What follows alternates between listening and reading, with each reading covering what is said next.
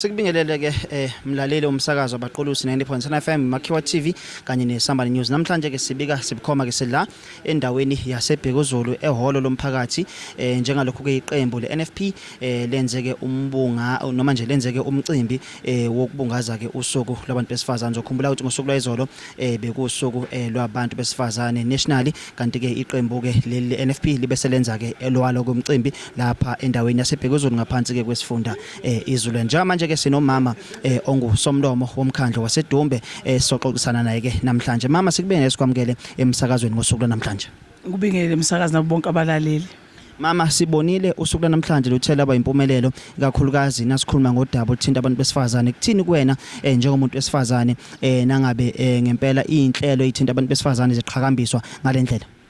Sizizwe sithobeke kakhulu, sibonga kakhulu usihlalo wethu weprovince ophinda we-MEC umama uMbalishinga oyena uthe wasikhumbula singabantu besifazane eZululand ukuthi azosenzela umcimbi ofana nalo lapho kuhlonishwa khona abantu besifazane. Sikhumbula kakhulu inqalabutho yethu umama uZanele kaMagwaza Msibi uye wayihola leli qembu. Sasizwa singabantu besifazane sithokoze kakhulu ukuthi sibukeke singabantu okufuneka sibekwe ebalwazweni njengabantu besifazane, sibeke zonke inkinga zethu esinazo.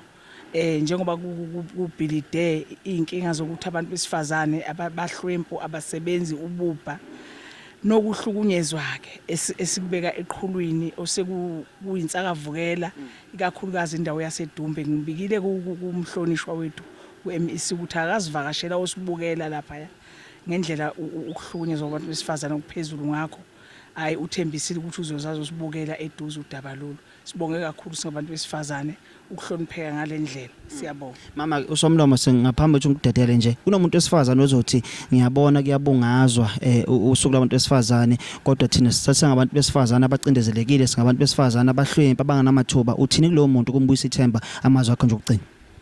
Njengoba silapha nje khona imisebenzi kade idisplay la lapha abantu besifazane bebebiziwe khona beqeqeshwa benza ama roll on, benza insipho, benza ama perfume. Indlela leyo esibatshengisa ngabantu besifazane ukuthi kusukela manje hayi ukuthi umuntu uzozayo osebenza kumlungu noma osebenza kumasipala, kodwa afuneka ukuthi si group sibe ngama co-op bese sicela ukuthi sixhaswe abantu besifazane bakwazi ukuyisebenzela bayimele bayitholela imali bakwazi ukuphilisa imindeni yabo.